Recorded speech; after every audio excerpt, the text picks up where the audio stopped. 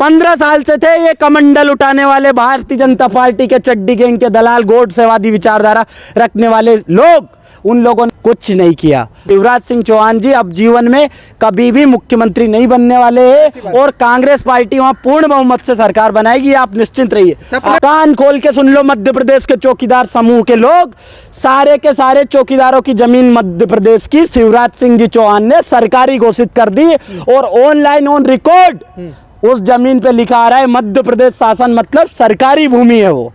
एक भी व्यापम घोटाले में गवाही देने वाला व्यक्ति शिवराज सिंह जी चौहान ने जिंदा नहीं छोड़ा। वो मध्य प्रदेश में इस तरह से विकास कर रहे हैं। एक भाजपा विधायक संजीव कुशवाहा जो भिंड से विधायक है, उनका कॉलेज है एनआरआई नाम से ग्वालियर के भीतर। हमारे पटवारी टॉप 10 में 7 पटवारी अगर उस कॉलेज से निकल के आ रहे तो ये मामा जी विश्वासघात कर रहा है। व्यापम घोटाला करा, ई टेंडर घोटाला किया, नर्मदा उत्खनन घोटाला किया और 2012-13 में लगभग 30-40 हजार अयोग्य शिक्षकों को इसी तरह भाजपा जनता पार्टी के दलालों के माध्यम से उनको व्यापम के माध्यम से भर्ती किया गया। कि दलाल मंत्री उनके नेतागण वो लोग क्या कर रहे हैं, वो जमीन हड़प रहे हैं। नमस्कार, आदाब और अब देखना शुरू कर चुके हैं पप्पू टाइम्स। इसी साल मध्य प्रदेश में इलेक्शन होने वाला है और वहां पर प्रियंका गांधी ने भी दौरे किया मध्य प्रदेश में और कहा कि इस बार मध्य प्रदेश में परिवर्तन होने वाला है और मध्य प्रदेश में कांग्रेस की सरकार बनने वाली है। वहीं भाजपा का दावा है कि मध्य प्रदेश में फिर शिवराज सिंह आने वाले हैं, मामा जी आने वाले हैं और फिर मध्य प्रदेश में भाजपा की सरकार बनेगी। तो हमारे साथ राजेश जी हैं जो मध्य प्रदेश के रहने वाले हैं, उनसे बात करेंगे कि क्या मध्य प्रदेश में कांग्रेस की लहर चल रही है या भाजपा की लहर चल रही है, कैसे मामा जी काम कर रहे हैं मध्य प्रदेश में, कैसा भाजपा काम कर रही है, क्या माहौल है मध्य प्रदेश में, तमाम मुद्दों पर इनसे हम बात करेंगे। नमस्कार साथियों, मैं राजेश मध्य प्रदेश से।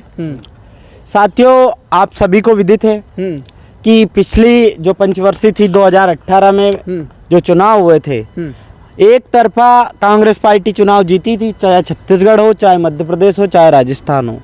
लेकिन जो घटनाक्रम 2020 के मार्च के महीने में षड्यंत्र रच के मोदी जी ने शिवराज सिंह सामने देखिए मोदी जी ने जिस तरह से प्रयास किया सरकार गिराने का, जानबूझ के जो सरकार उन्होंने गिराई है और वो सरकार एक लूटी हुई, खरीदी हुई बिकाऊ लोगों की सरकार है। अभी कांग्रेस की सरकार वहाँ बनी हुई थी मध्य प्रदेश में और 2023 जो दिसंबर का अभी आने वाला अपना महीना है, उस महीने में तो आप बिल्कुल निश्चिंत हो जाइए। एक तरफा मैं आपको विश्वास दिला रहा हूँ कि 156 सीट से ज्यादा कांग्रेस पार्टी वहाँ रिकॉर्ड बहुमत के साथ सरकार बनाने वाली है मध्य प्रदेश।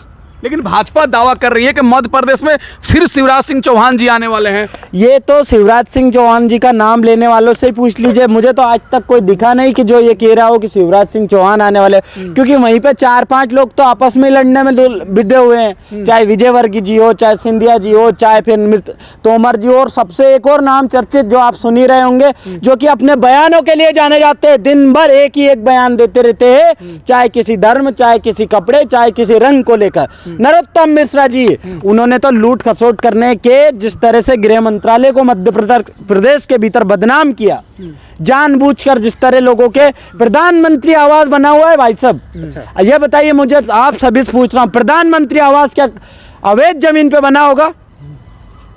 उन्हीं की सरकार, ये केंद्र सरकार की योजना, उसमें आवास बना और उस आवास को नरोत्तम मिश्रा ने जानबूझ के इसलिए तोड़वा दिया क्योंकि वो दलित का घर था। ये कर रही है वो सरकार। भाई भाजपा तो अच्छी काम कर रही है मध्य प्रदेश में और आप कह रहे हैं दलितों का घर तोड़ा जा रहा है। अब दलितों का तो घर तोड़ ही दिया, एक नहीं 50 दलितों के घर तोड़े। लेकिन आपने देखा होगा बहुत भयंकर तरीके से किस तरह वो आदिवासी समाज के लोगों के ऊपर पेशाब कर रहे हैं और खुले मन से पेशाब कर रहे हैं। बिल्कुल उनको इस बात की शर्म बची नहीं है कि वो पेशाब क्यों कर रहा है। जानबूझ के वो पेशाब कर रहा है, आदिवासियों के सर के ऊपर पेशाब कर रहा है। क्यों कर रहा है? क्योंकि आज आदिवासी समझदार हो चुका है, आदिवासी इस देश की हकीकत जान चुका है। जल जंगल जमीन के लिए वो हमेशा से लड़ता आया है, लड़ रहा है। और उस आदिवासी ने जब उसकी मांग रखी तो उसके ऊपर भाजपा विधायक का प्रतिनिधि, भारतीय जनता पार्टी विधायक का प्रतिनिधि पेशाब करता है और वीडियो बनवाता है, उसे लाठी डंडों से मारता है। और एक किसी आदमी को उठाकर बेरूपिया मामा जी शिवराज सिंह जी चौहान मुख्यमंत्री निवास में इकट्ठा करके कहने लग जाते हैं कि मेरे भाई गलती हो गई। अरे इतनी गलती नोटंकी करने के लिए तुम्हें शर्म तो आनी चाहिए शिवराज जी। अपने उस विधायक को तो अयोग्य घोषित करवा देते स्पीकर से बोल के, जिसने उस आदिवासी के ऊपर पेशाब करवाया। ये सुशांत चक जल रहा है, बुलडोजर चल गए उसके घर पे। अरे सिर्फ ये दलाल जो मीडिया है ना, आप देख रहे होंगे दिन रात टीवी पे दिखाने वाले अच्छे अच्छे, जिनकी टीआरपी लाखों करोड़ों रुपए सैलरी लेने वाले खरीदे गए एंकर, आप अच्छे से उनके नाम जानते हैं। एक और उन लोगों ने क्या किया, कौन है जिस तरह से उन्होंने भाई दीवार अगर तोड़ी। ठीक है मध्य प्रदेश में किसी के ऊपर पेशाब किया गया, ठीक है मानते हैं गलत है, तो मध्य प्रदेश की सरकार तो कह रही है ना कि हमने बुलडोजर चला दिया, जेल में डाल माफी भी दिया, मांग अब माफी मांग ली, अब क्या चाहते हैं? वो बुलडोजर ही कह रहा हूँ कि सिर्फ एक ऊपर का कोना तोड़ा और बाकी इस तरह से दिखाया कि उसका घर तहस नहस कर दिया। उसका कुछ भी नहीं तोड़ा गया है, उसके ऊपर एनए से लगवा दिया। एनए से राष्ट्रीय सुरक्षा एक्ट होता है, कैसे लग जाएगा इस कानून पर? उसके ऊपर कार्रवाई कुछ भी नहीं हुई। ऐसे पुलिस वाले उसको ऐसे ले जा रहे हैं, ऐसे थप्पड़ मारते अरे हुए नहीं जीप ले पे जा रहे, बैठ ये बैठ मूर्ख बैठ बनाने वाली बातें आप जैसे लोग। सच्चाई सिर्फ सोशल मीडिया वालों ने देखी है, नेशनल मीडिया वालों ने सिर्फ और सिर्फ उसको धक्के मारते हुए दिखाया, जबकि हकीकत में उसके कंधे पे हाथ रख के उसको उस बात को तो आप देख लीजिए। लेकिन दूसरा मुद्दा आप ये बात सुन लीजिए।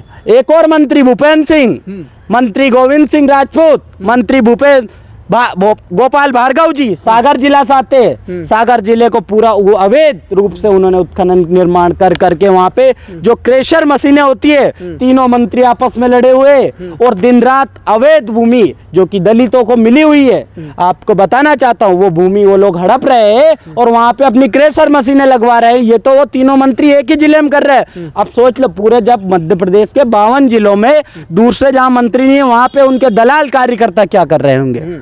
लेकिन भाजपा तो दावा कर रही है कि मध्य प्रदेश में मामा जी के शासनकाल में बहुत अच्छा विकास हो रहा है और फिर भाजपा से मध्य प्रदेश में आ रही है, और आप कह रहे हैं कि परिवर्तन हो रहा है।